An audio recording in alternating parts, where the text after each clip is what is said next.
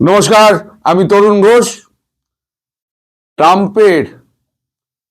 President ট্রাম্পের Greenland দখলের যে হুমকি, ভালোই ভালোই গ্রিনল্যান্ড দিয়ে দাও, দরকার হলে পয়সা দিয়ে দেবো, না হলে পরে গ্রিনল্যান্ড আমি দখল করব, এটা নিশ্চিত জেনে নাও। ডোনাল্ড ট্রাম্পের এই হুমকির পর বিশ্ব রাজনীতিতে একটা তোলপাড় পড়ে গিয়েছে।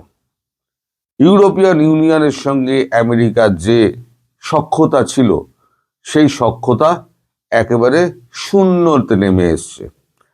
এখন উনি যদি গ্রিনল্যান্ড দখল করতে যান, তাহলে পরে ইউরোপিয়ান ইউনিয়নের সঙ্গে তার একটা সংঘাত বাঁধবেই।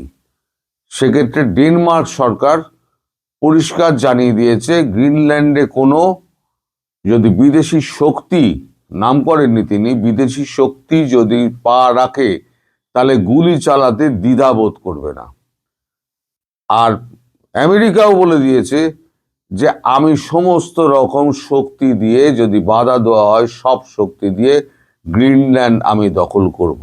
গ্রিনল্যান্ড দখল করার তার উদ্দেশ্য কি, তিনিও প্রেস কনফারেন্সে বলেছেন যে গ্রিনল্যান্ড আমি যদি দখল না করি, তাহলে পরে সেখানে চীন অথবা রাশিয়া এসে ঘাড়ের ওপরে বসে যাবে। সুতরাং আমি আমার সার্বভৌমত্বকে আমি খোলা রাখতে পারি না, উন্মুক্ত রাখতে পারি না। এটা হচ্ছে তার যুক্তি। আর ইউরোপিয়ান ইউনিয়নের যুক্তি হচ্ছে যে আমরা একটা গোষ্ঠীভুক্ত দেশ, আমাদের 32টা দেশ নিয়ে আমাদের একটা গোষ্ঠী, তার মধ্যে একটা দেশ যদি আমাদের উপরে দাদাগিরি করে, তাহলে পরে সেই দাদাগিরি আমরা মেনে নেব না। দরকার হলে আমরা 31টা দেশ একত্রে মিলে আমরা এই যে দাদাগিরি করছে তার বিরুদ্ধে আমরা রুখে দাঁড়াবো। এই নিয়ে একটা সংঘাত একদম চরমে উঠছে। তার ফল গিয়ে পড়ছে পুরো পৃথিবীতে। এখন এই পৃথিবীতে মানে ট্রাম্পের এই যে ভেনেজুয়েলা থেকে তুলে আনা এবং ইরানের রেজিম চেঞ্জ করানোর এই যে চেষ্টা, সব মিলিয়ে একেবারে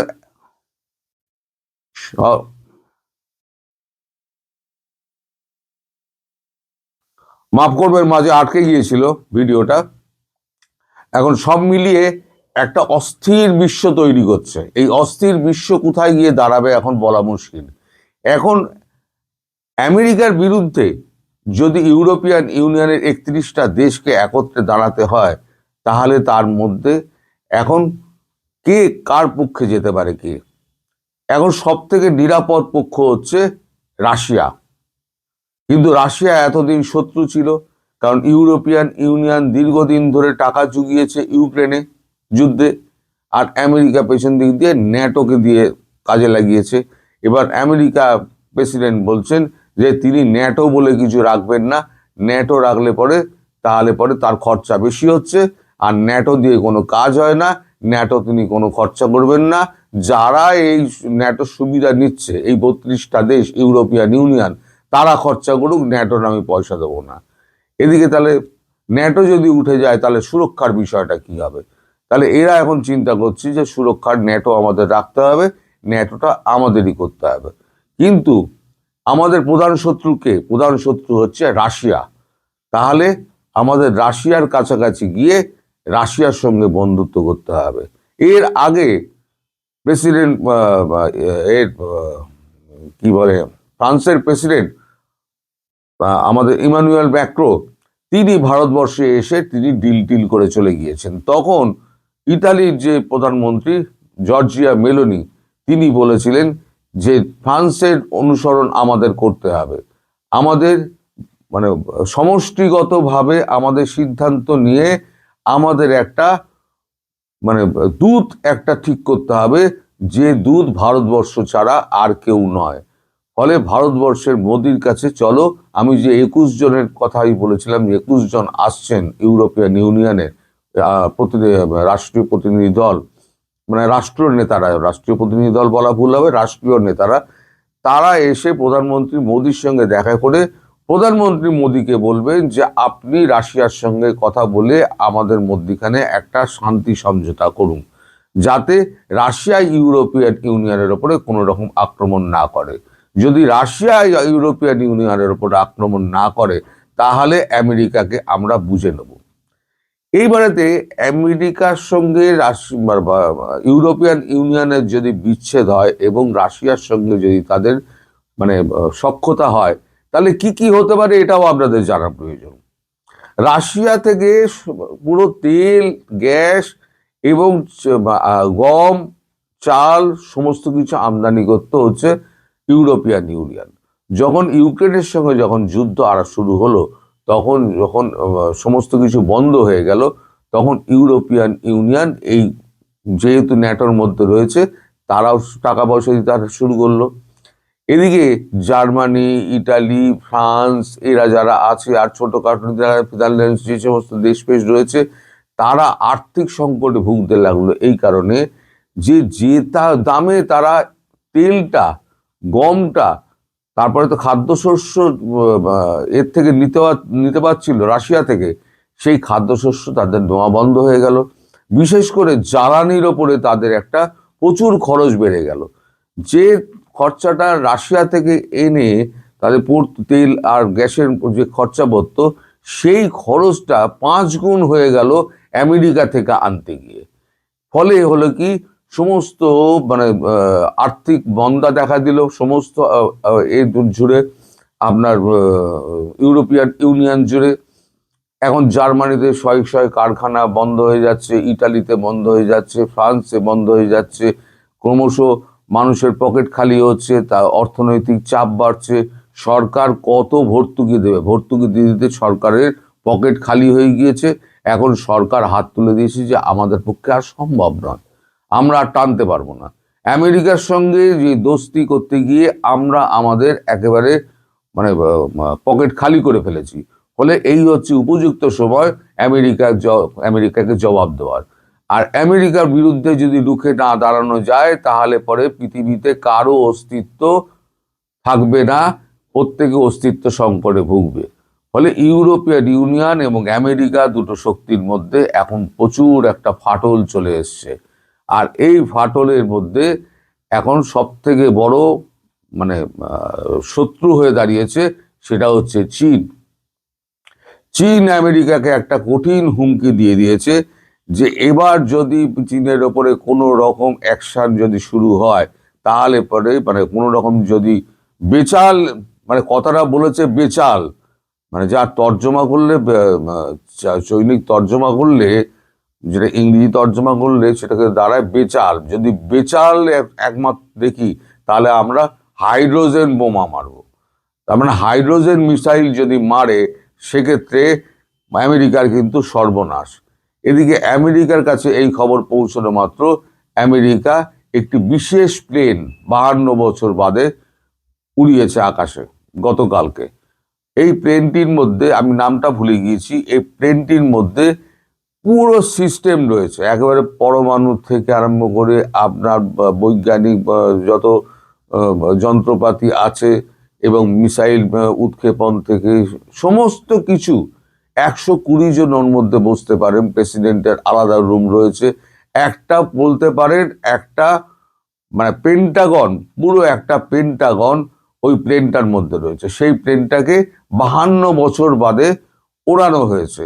তার আমেরিকা সংকেত দিচ্ছে যে তোমরা যদি আমাদের উপরে অ্যাটাক করো, তাহলে আমরা তো ধ্বংস হব না, আমরা ঠিক টিকে যাব, কিন্তু সারা পৃথিবী কিন্তু অশান্ত হয়ে যাবে। আমি কিন্তু এখান থেকে প্লেনে বসে বসে আমি সমস্ত কিছু কন্ট্রোল করতে পারবো।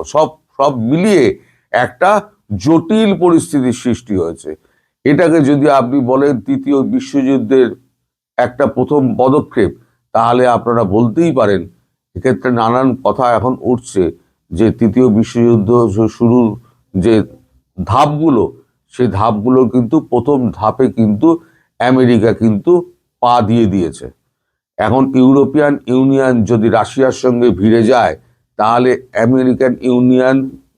European union, Russia, China, Bharat সব মিলে কিন্তু আমেরিকার বিরুদ্ধে চলে যাবে। তাহলে হবে কি, একটা শক্তি বিরুদ্ধে বৃহৎ এত বড় শক্তি সমস্ত, তাহলে মধ্যিখানে হবে কি, ইরান বেঁচে যাবে। ইরানের যে তক্তপালটের ব্যাপারটা হচ্ছে, ইরানের রেজিম ব্যাপারটা চেঞ্জ হওয়ার যেটা হচ্ছে, সেটা থেকে হয়তো আমেরিকা এই মুহূর্তে হয়তো পিছিয়ে আসলেও আসতে পারে। আমি বলছি না আসবে, আসলেও আসতে পারে, কারণ পরিস্থিতি ক্রমশ অবনতি হচ্ছে সরি। এই মুহূর্তে আমাদের কাছে যা খবর আছে, মানে আমরা যা খবর টবর পাচ্ছি, তাতে আন্তর্জাতিক দুনিয়ায় ভারতের একটা মূল্যবান একটা মানে দেখা যাচ্ছে, মানে সম্পর্ক দেখা যাচ্ছে। এবং আমাদের নরেন্দ্র মোদী তার উপরে অনেকটা নির্ভর করছেন। তিনি রাশিয়ার প্রেসিডেন্ট পুতিনকে তিনি এই ব্যাপারে কতটা মানাতে পারবেন। তবে প্রেসিডেন্ট পুতিন তিনি মানে যুদ্ধ চালাতে চান না, কারণ একটা রাশিয়ান জাহাজ বেলা ওয়ান, তাকে ঘিরে যে কাণ্ড চলছে, বেলা ওয়ান যখন ধরা পড়লো রাশিয়ান জাহাজ, দেখা গেল তো সত্যি সত্যি রাশিয়ান জাহাজ। এবং যখন রাশিয়ান জাহাজটাকে মানে ধরা হয়েছে, তখন কিন্তু সেখানে একটা রাশিয়ান সাবমেরিন ছিল, সেটা হচ্ছে নিউক্লিয়ার সাবমেরিন। তখন রাশিয়া একটা ধমকি দিয়েছিল যে আমার ওখানে নিউক্লিয়ার সাবমেরিন রয়েছে, যদি আমার জাহাজকে না ছাড়া হয়, সেখানে 3জন ভারতীয়ও ছিল এবং বাংলাদেশিও ছিলেন তার মধ্যে, আমাদের সাউথ ইস্ট এশিয়ার অনেকগুলো কর্মচারীও তার মধ্যে ছিলেন। তো যদি ছাড়া না হয়, তাহলে পরে আমরা কিন্তু মানে মার্কিন যুক্তরাষ্ট্রের সমস্ত জাহাজকে কিন্তু আমরা মানে টর্পেডো দিয়ে সব শেষ করে দেবো। সেটা করার পর যদিও মানে জাহাজটা ছাড়া হয়নি, কিন্তু জাহাজের সমস্ত ক্রুদের ছাড়া হয়ে গেছে। ফলে আমেরিকা কিন্তু একমাত্র ভয় পায় রাশিয়াকে। রাশিয়ার পুতিনের সামনে কিন্তু আমেরিকার প্রেসিডেন্ট ডোনাল্ড ট্রাম্প কিন্তু ট্যাঁ খুব একটা করেন না। তিনি চুপচাপ বসে থাকেন এবং ভালো ভালো কথা বলেন, শুদ্ধ একেবারে ইংরেজিতে কথা বলেন, তখন কিন্তু কোনো রকম তার মধ্যে হুমকি থাকে না। এখন এই শক্তিটা যদি একসঙ্গে মিলে যায়, তাহলে কিন্তু আমেরিকার পক্ষে টেকা মুশকিল। আমেরিকা কিন্তু তাহলে দুবার ভাবতে হবে যে আমি ইউরোপিয়ান ইউনিয়নের সঙ্গে সংঘাতে যাব কি যাব না, গ্রিনল্যান্ড আমি দখল করব কি দখল করব না। যদি উনি গ্রিনল্যান্ড দখল করতে যান, তাহলে পরিস্থিতি অত্যন্ত খারাপ হবে এবং সেক্ষেত্রে জানবেন সারা পৃথিবী অশান্ত হতে শুরু করবে। এবং 2026-এর আগে আমি যে মানে এটা ভবিষ্যৎবাণী করেছিলাম, 2026 অত্যন্ত খারাপ যাবে। 2026-এর শুরু থেকে 2 তারিখ থেকেই পরিস্থিতি খারাপ হতে শুরু করেছে। ভেনেজুয়েলার প্রেসিডেন্টকে উনি তুলে এনেছেন, তারপর থেকে ইরানের এই অবস্থা, তারপরে উনি এখন গ্রিনল্যান্ড নিয়ে পড়েছেন, গ্রিনল্যান্ডের পরে পানামা, এই করতে করতে উনি তো পুরোটাই গিলে নেবেন। তারপরে কিউবা। এখন যদি বাধা না দেওয়া হয় আমেরিকাকে, তাহলে পরে আমেরিকা পুরো সর্বগ্রাসী হয়ে যাবে। এটা কিন্তু সবাই বুঝে গেছে যে আমেরিকাকে সর্বগ্রাসী করা যাবে না, তার আগে আমেরিকার সঙ্গে যুদ্ধ ঘোষণা করো। ফলে এখন সময় দেখতে হবে যে রাশিয়ার সঙ্গে ইউরোপিয়ান ইউনিয়নের কোনো রকম সম্পর্ক তৈরি হচ্ছে কিনা। যদি সম্পর্ক তৈরি হয়, গাঁটছড়া বেঁধে যায় মোদির মধ্যস্থতায়, তাহলে পরে চীনকেও মোদি সামনে নেবেন। আমেরিকার বিরুদ্ধে যদি চীন করে সেটা আলাদা কথা, কিন্তু ইউরোপিয়ান ইউনিয়নের সঙ্গে রাশিয়ার যে সমঝোতা সেটা হয়তো উনি করিয়ে দেবেন এবং ইউক্রেনের যুদ্ধটা থেমে যাবে। ইউক্রেনের যতটা পার্ট রাশিয়া নিয়েছে সেই পার্ট আর ফেরত দেবে না, কারণ এটাও পুতিন পরিষ্কার করে দিয়েছেন যে অংশটা আমি দখল করেছি সে অংশ আমি নেব না। আর ডনেক্স তো স্বায়ত্তশাসিত অঞ্চল ছিল, ডনেক্সকে আমি আবার ফিরিয়ে নিয়েছি। তো এখন এই অবস্থার মধ্যে আপনারা এখন ওয়েট করুন, দেখুন পরিস্থিতি অত্যন্ত জটিল হবে, অত্যন্ত খারাপ হবে। এর মধ্যে যদি ভারত পাকিস্তান যুদ্ধ হয় এবং ভারত বাংলাদেশ যুদ্ধ হয়, তাহলে দক্ষিণ এশিয়াও শান্ত থাকবে না, এটা তো নিশ্চিতভাবে বলা যায়। ফলে 2026 অত্যন্ত খারাপ যাবে, এটা তার শুরু। সবাই ভালো থাকবেন, সুস্থ থাকবেন এবং সাবধানে থাকবেন। নমস্কার।